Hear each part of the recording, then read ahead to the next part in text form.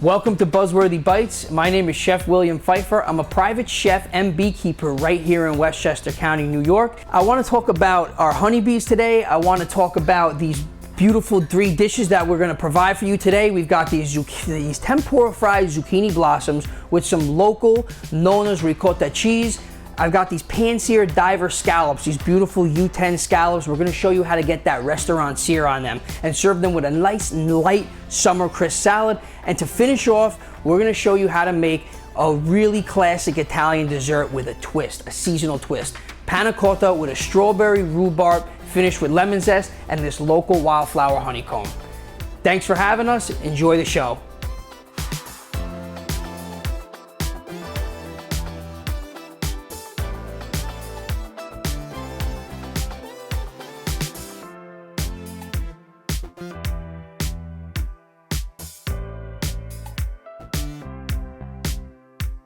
So today we're going to start with the dessert.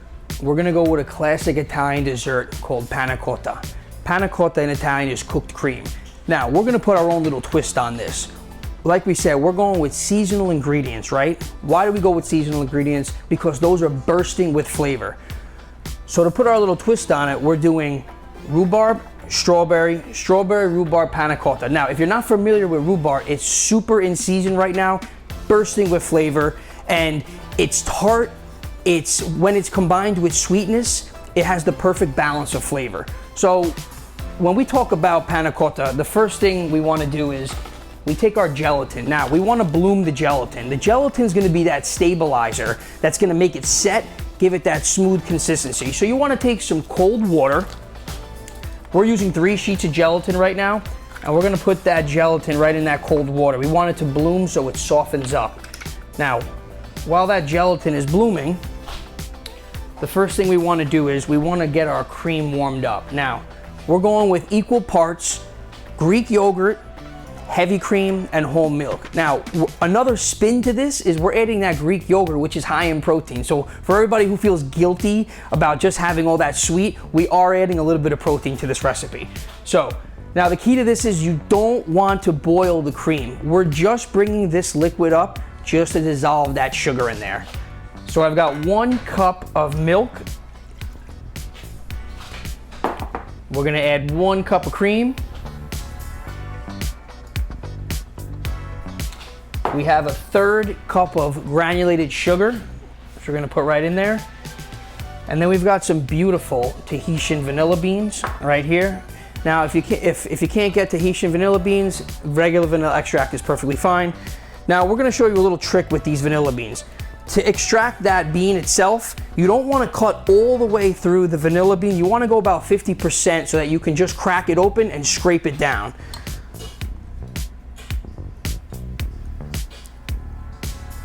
So we're just going to split that right down the top.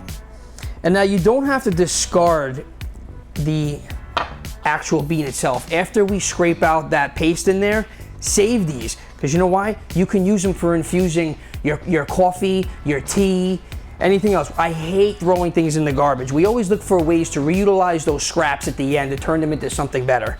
So we're gonna scrape out that vanilla bean. Look at that, beautiful. And we're gonna put that right in that cream. Oh, I wish you guys could smell this right now. So we're scraping this out. Okay. All right, so we're gonna put this aside. This is warming up nice and slowly. Get yourself a little whisk.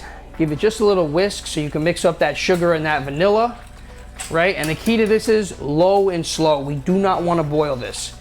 Because also, the hotter you bring this cream right now, the longer it's gonna take to set. So we're just gonna pop that up to 2.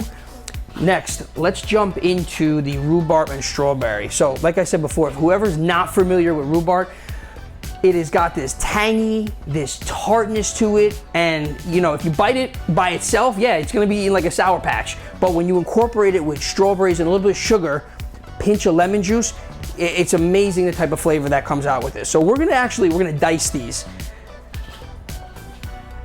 And look at the color on these. That's what's gonna give you that ruby red color. So we're gonna split these stalks right down the middle. And And we're gonna do 1 to 1. So we're gonna do a cup of rhubarb and we're gonna do a cup of strawberries.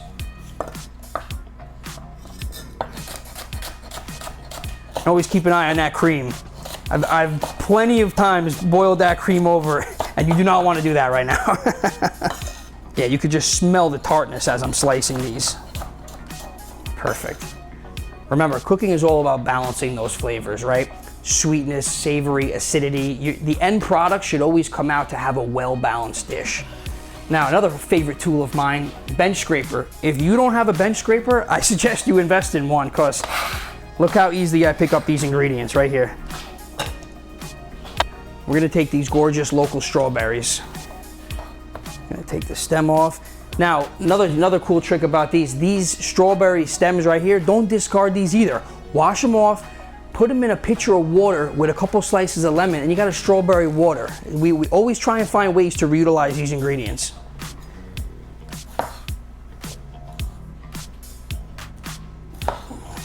Yeah, these are super plump, these strawberries. Just keep an eye on that cream, right? We're only bringing this cream, we just want to dissolve the sugar. That's all we're looking to do.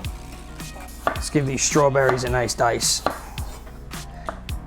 Now remember, you don't have to give this a perfect dice. We're cooking these down. So it's okay if they're a little rough chopped, because they're being cooked down with sugar, little lemon juice, and they're not gonna hold perfect shape either. Now, this recipe can set in a few hours, and we are going to be able to get it set for this show today. So that's why we're doing this first. As soon as we set these in the cups, we're going to pop it right in the freezer. All right, perfect. Then scraper, right? We're going to turn our heat up now on this pot right here.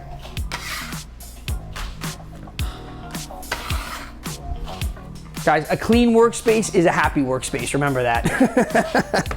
All right. So we're gonna put that rhubarb and that strawberry right in the pot.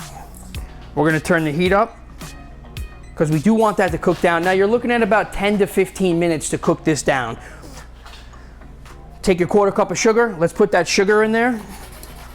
We're not gonna add any water to this. Reason why is those strawberries are gonna release some of that water in there, and we want this to be a thick coulis or compote, right? We don't want it to be runny. So that when we put it on top of that panakotta, it's like a nice jelly. And then I have we're gonna do the juice of 1 fresh lemon. Now, a little trick to get extra lemon juice out of this is take your lemon, obviously make sure you wash it off first, take the palm of your hand and roll that lemon. And what that's gonna do is that's actually gonna release a lot more juice than you think there is in that lemon. Okay. Use your hand if you don't have a strainer, right? Just make sure no pits go in there. Perfect. Now, I'm a big fan of acidity. I'm a big fan of lemon juice, lime juice, the juice and the zest. Lemon juice, it really highlights, it accentuates every dish, right? So if you have a heavy dish with either cream or a coulis, that lemon juice is gonna cut right through all that fat and all that viscosity in there, and it's gonna elevate your dish and bring it up to the next level. All right, we're gonna turn that heat up because we wanna get that cranking right now. Now, as you can see right here, I have my bowl of gelatin, right? Look at the difference right now. You can see already how that gelatin has started to bloom already. So what we're gonna do is we're gonna squeeze all the water out of that gelatin. And we're gonna discard the rest of that water, because we don't need that.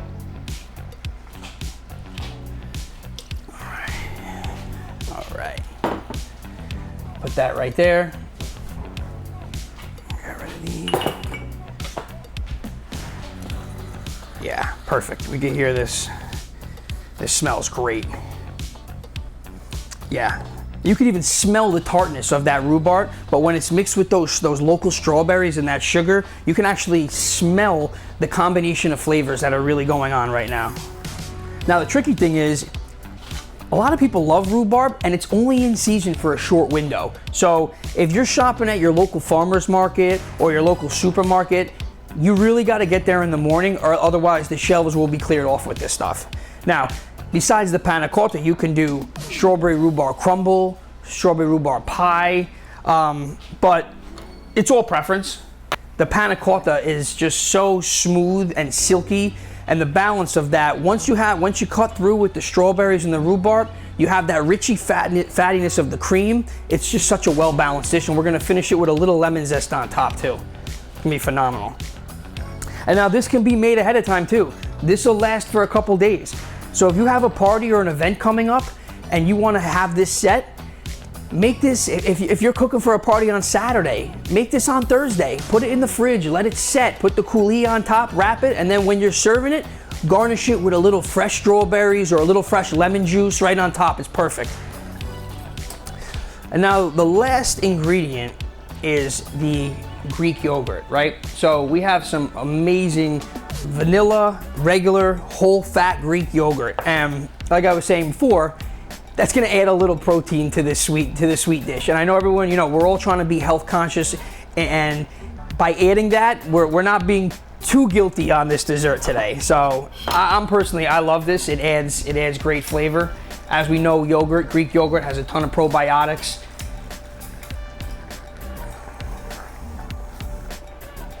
Yeah, that's perfect. Remember, we're just cooking it to dissolve that sugar. We don't want to boil the milk. We don't want to curdle it.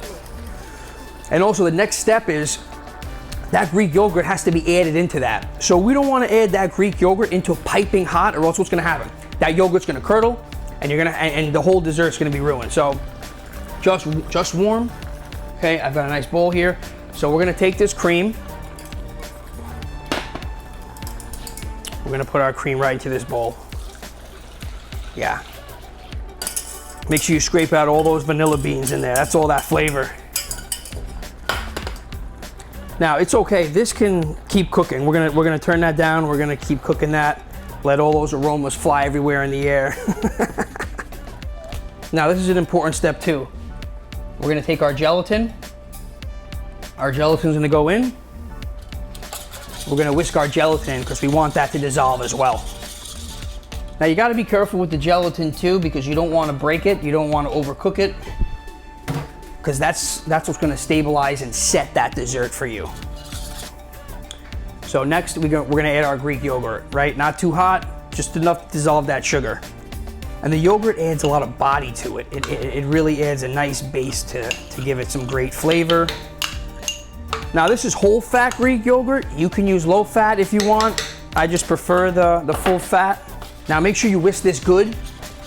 You really wanna make sure it's incorporated. Got these cute little cups right here. Almost look like little espresso cups. We're gonna do Panakotta, right? Italian, it's all in the same theme.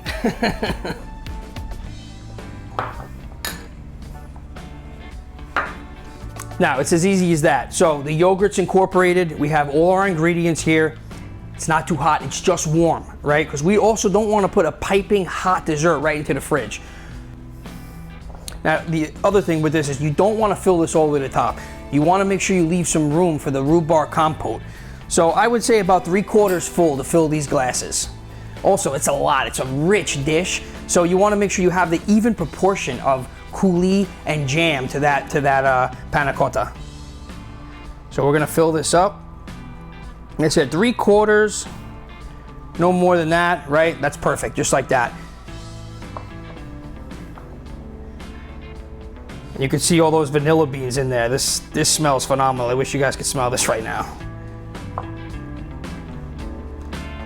Perfect.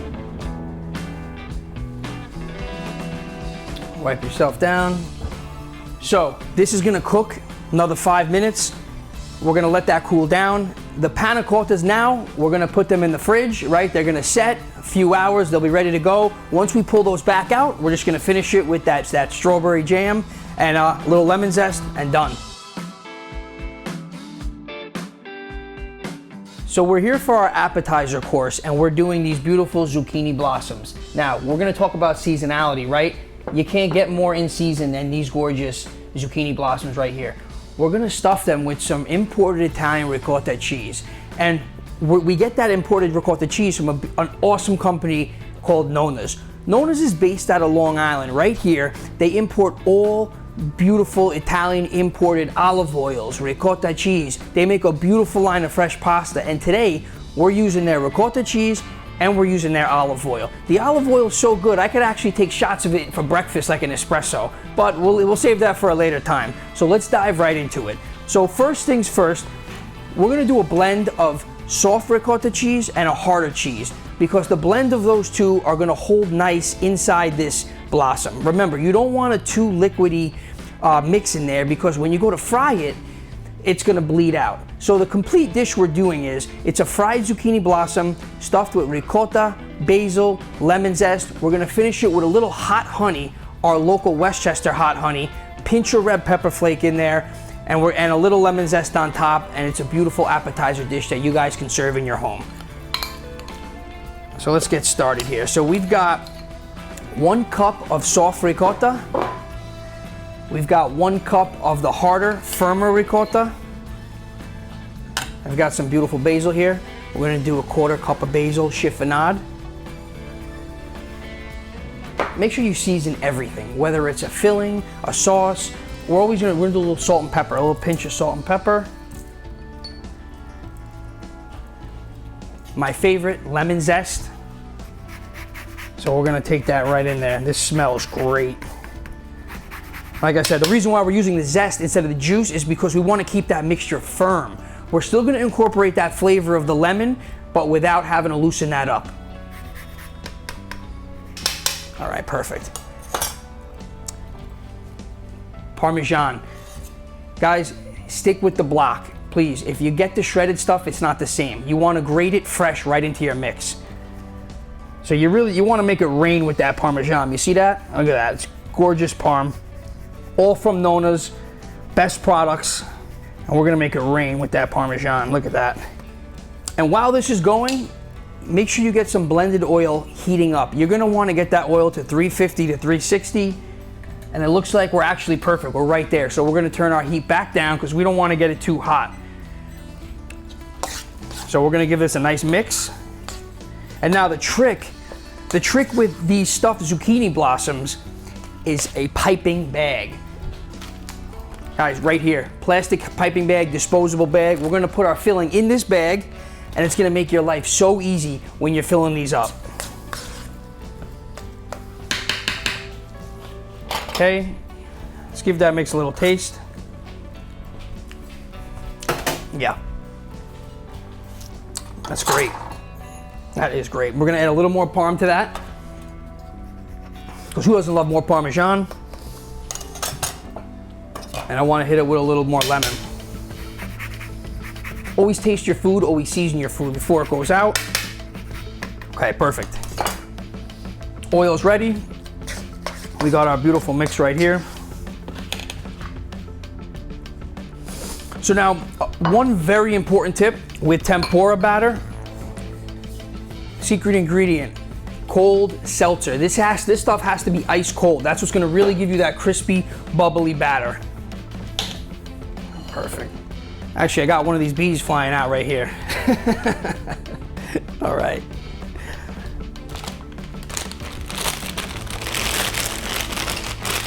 So we're gonna put this mix right in this piping bag. Fold it over your hand. Stuff that just like that. Always check back, check your oil, make sure it's not too hot. If the oil is too hot, you're gonna burn that tempura. So hover around that 350, 360. All right. So, twist that bag. Guys, this will make your life so easy. And you're gonna wanna make a little cut at the bottom of that bag, at 1/4 inch to the bottom. You don't wanna make too large of a cut, because then all that filling is gonna come out. What we're gonna do is just open that blossom. I'm a right-handed, so I'm gonna hold the zucchini with my left. All right, just push that out. And by twisting the top of this, it's gonna actually help apply some pressure to the bag. a little goes a long way, right? So just a dab. If you overload these zucchini blossoms, you throw them in the fryer, the cheese is gonna explode all over the place. All right, so just a little bit. Now the trick to this too is you wanna pinch the top of that. You see how that cheese is coming out? Just crimp it. Crimp the top and give it a little twist.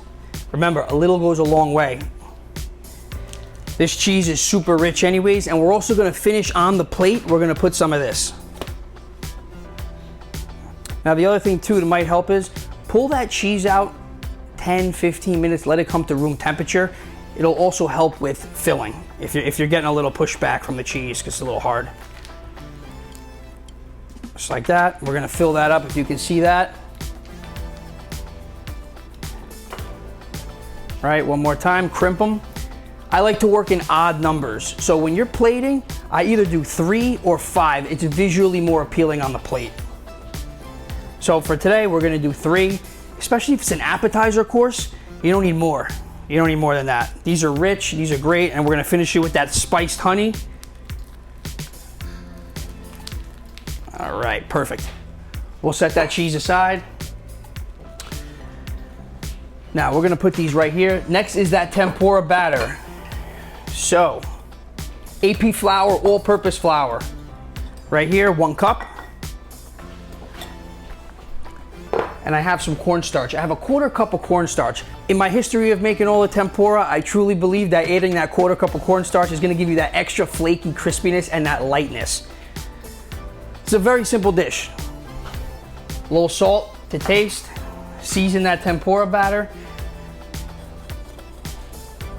Perfect. Oil's just hovering at 360. We're gonna turn it down, pull that thermometer out. Now, when you're frying tempura, always, or anything that comes right out of the fryer, keep a plate with some paper right aside. When that comes out of the fryer, you wanna have something to soak up that oil. You don't wanna have any oil coming all over the plate. Like I said, guys, keep that seltzer, that soda water, keep that super cold, because that's gonna be very important to that batter. So now we're gonna add 1 cup of seltzer water. We're gonna give that a whisk. Perfect. And then we're gonna show you guys how long to fry these for.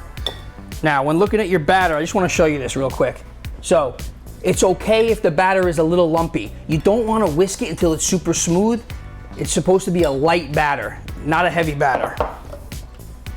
There we go. So, next, while we're waiting for that, I've got that local Westchester, New York honey. We're gonna make a spiced honey. We're gonna take that honey, pour that right in there. Now you can infuse honey with pretty much anything you want. You can make an extra sweet honey, vanilla honey.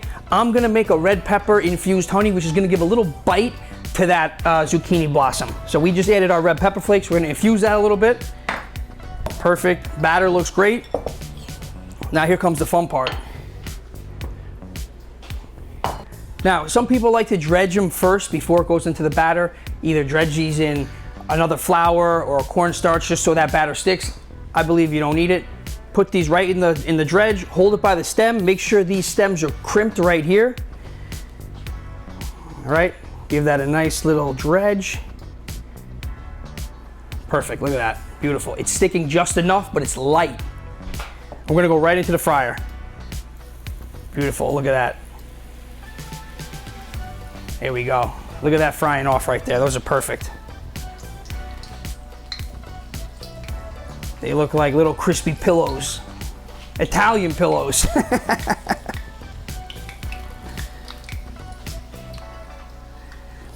And just to swing back to what I said, plate in 3. 3 makes the plate look better. Odd numbers, 3 or 5. So guys, we're gonna fry the rest of these off and we'll be back to show you the rest of the dish.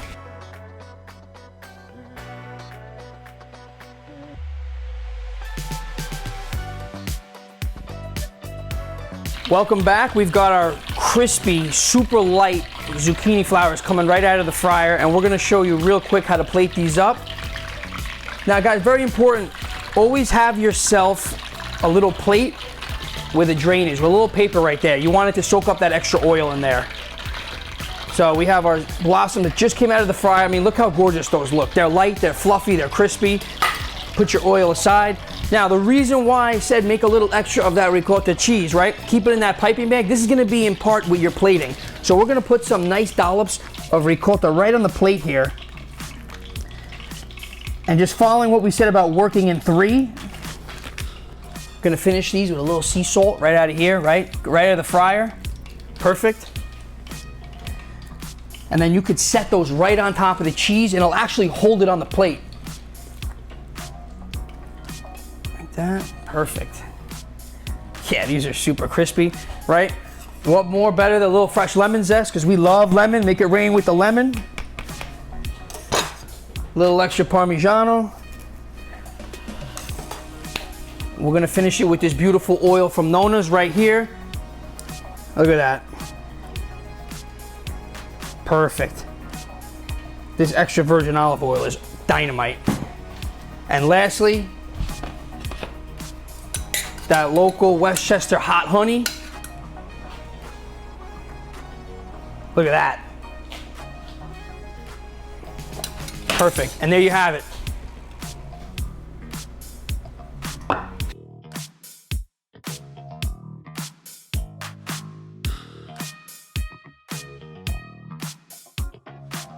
Welcome back. We are jumping into our main course, a pan-seared diver scallop course. Not heavy, it's a light summer dish with sweet peas, a little fennel, and blood orange. But before I get into that, I just want to talk about something real quick. You guys might have seen some things flying around. Yeah, those are the honeybees. So there was a little hole there that we forgot. We didn't get a chance to plug in, but these are the honeybees. They're Westchester local honeybees. They're actually from one of our hives. So all of this right here is from a locally sourced hive. We actually pulled this frame right out of the box just for the show, to show you guys how magnificent what these honeybees are capable of doing, sealing the wax and preserving it. Not sure if you guys knew, but honey is one of the only foods that doesn't expire. They actually found honey in a temple thousands of years old. But anyhow, we're gonna move on real quick. Look, there's one right there. So, entree course, scallops, very important. 2 tips on the scallops. There's a little mussel right here. That mussel has to be removed, right? So clean those, and when you talk to your seafood monger, you always want to ask for dry scallops. It's very important, right? Ever wonder how you go to a restaurant, you get that super crispy sear on that scallops? Well, it's because there's no moisture in that scallop, right? As you see, I've taken my scallops out about 10 to 15 minutes before I'm gonna cook them to come out to room temperature. It's so important. And not only to come out to room temperature, take a little piece of paper, put it on the bottom, and you can see right there, even though these were dry packed, they're already taking some of that moisture out. That's what's gonna give you that gorgeous golden sear. So next, seasonal ingredient, English peas fresh. We're gonna make a puree, but first, before we do that, we're gonna put these in salted boiling water and let them blanch them. So while the scallops are coming out to room temp, we're gonna put these in some hot water. And when I say blanch, we just wanna cook them for 1 to 2 minutes. We just wanna take that beautiful green color out of that. Next, cast iron. I always love cooking scallops in a cast iron pan. So important, that pan has to be smoking hot. It's gotta be so hot that when that oil goes in there, it starts to rip. As you can see right here, yep, we got some smoke. So we're gonna go right into searing these scallops. And similar to the zucchini blossoms, when those scallops come out of that dish, you also want to let them rest to absorb some of that moisture. We're gonna give it some kosher salt, right? Season from high up, right? Because when you season from high up, that salt comes down and it evenly distributes across that protein. Right, little salt. It may seem like a lot, but it's not. You know, I'm not doing the Salt Bae, I'm doing the Chef William. Flip those scallops over. Right, same side, season both sides. Now, something I personally like to do is I only cook my scallops on one side. Thousands of chefs out there who might disagree with that. Everyone has their own version, right? Personally, this is one of my signature dishes. I think I've perfected it over the years. And I'm gonna tell you right now, cooking it on one side, super hard is the way to go. So we got a cast iron right here. You guys see that smoking? We're gonna hit it with a little oil. Look at that, right? Move that oil around, evenly coat that bottom. Now, listen carefully. That's what you want to hear. We're gonna put that scallop right down and do not touch it. Don't touch it, let it sear. That's the sound you're looking for. The other thing to do is do not overcrowd that pan, right?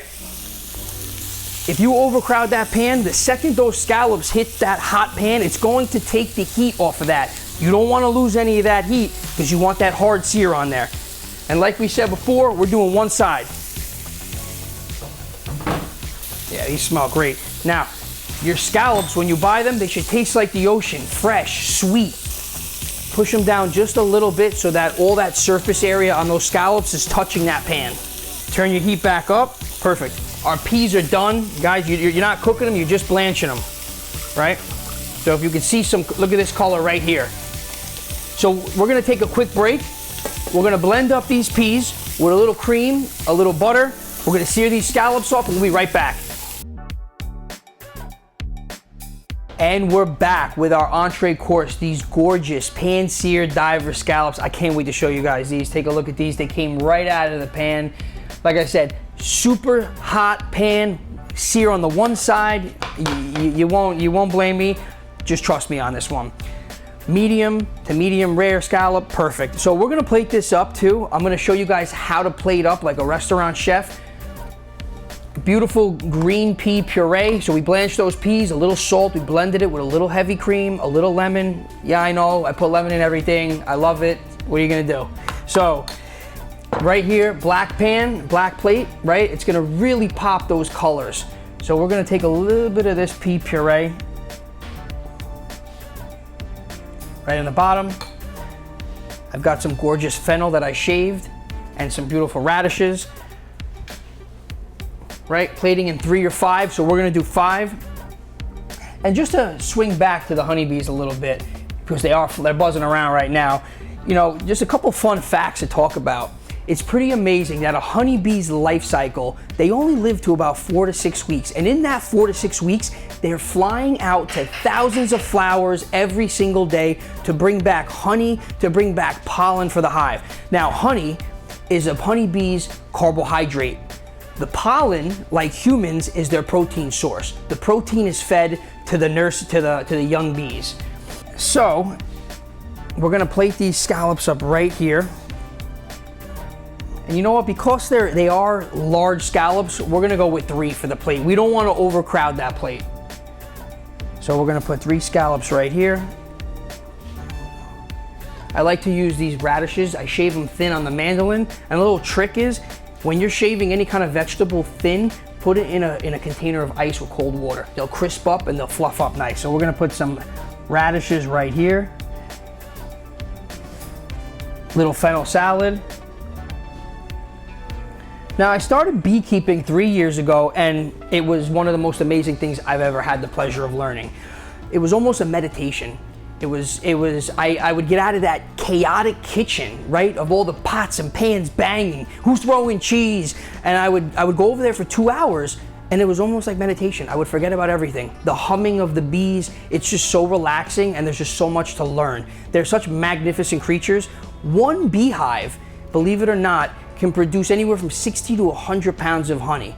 Now, you have to leave roughly 40 to 50 pounds of honey for the bees to survive over the winter, because these bees, they survive over the winter. They're the only species of bees that consume their honey over the winter. Now, any excess honey that is available for us, we can take that, but you gotta make sure you leave enough honey for them to survive over the winter. We're just gonna finish right here. And I just wanna show you guys this real quick. I've got some beautiful microgreens. It's some baby cilantro, baby bull's blood, and we're just gonna finish these scallops with a little micro salad. I mean, this looks gorgeous. You can't go wrong with this. As an entree, it's light, it's crisp, it's fun. And lastly, I'm gonna go back to Nona's because they truly have the best olive oil. We're gonna make a quick remoulade. We're gonna hit this with that Nona's imported Italian olive oil. We're gonna throw that right in there. We're mixing it with lemon, garlic, parsley. Mix that up. That refreshing remoulade, and then you're just gonna put some right on that scallop right there, falling off the side. And I got one more story for you, just a little life lesson that we should take from the honeybees. The honeybees will work until their last day on Earth. They will fly out and grab resources for the colony until their wings fall apart. On that last day, most honeybees don't even make it back to the colony because they're flying back with resources, and they fly until their wings fall apart. That should be a life lesson for us, and we should take a lot of these lessons from the hive and really look at them into our own life. It's something magnificent. Guys, take a look at this dish right here. We've got pan-seared scallops, English pea puree, shaved crisp fennel, gremolata with a beautiful imported Italian olive oil, and microgreens to finish. It's a perfect summer dish. Welcome back. Our panakottas have set beautifully. Look at this, and right in time. 2 final ingredients. We've got our strawberry rhubarb coulis. We're gonna put a nice layer on top of that. A nice even layer. I mean, look at that color. That white against that ruby red color. We're gonna just lay a little layer right on top. Put a nice even layer, right? And you wanna use a clear glass for this so you can see that contrasting color.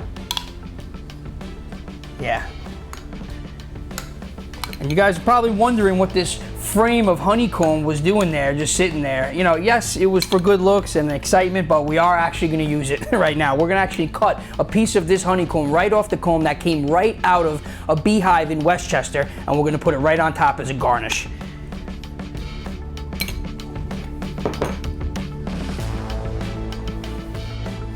So you can carve this right off of that frame. So we're just shaving this beautiful raw wildflower honey right off of here, and we're gonna stand that right on top of here as a garnish. I mean, look at the colors on that. Gold, ruby red, white. Look at that honey oozing off there. Now this is wildflower honey. This honey is sourced from all different flowers. It's not one specific type. So you're gonna get floral, you're gonna get citrus. And there you have it.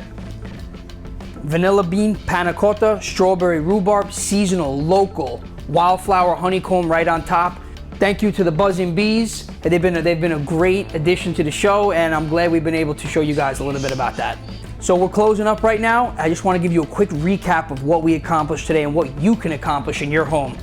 Our appetizer course, we had these beautiful local zucchini blossoms. We stuffed them with ricotta cheese, we hit them with lemon zest, and we finished them with that gorgeous olive oil. Great for an appetizer. Our entree was these really beautiful U10 diver scallops, dry packed. We hard seared them. We made an English pea puree, another seasonal ingredient with some crisp fennel. And then we finished off with that panakotta with that strawberry rhubarb, that tart, that sweet, and we put some wildflower comb right on top. My name is Chef William Pfeiffer. You can find me at chefwilliampfeiffer.com. My Instagram is Chef William Pfeiffer.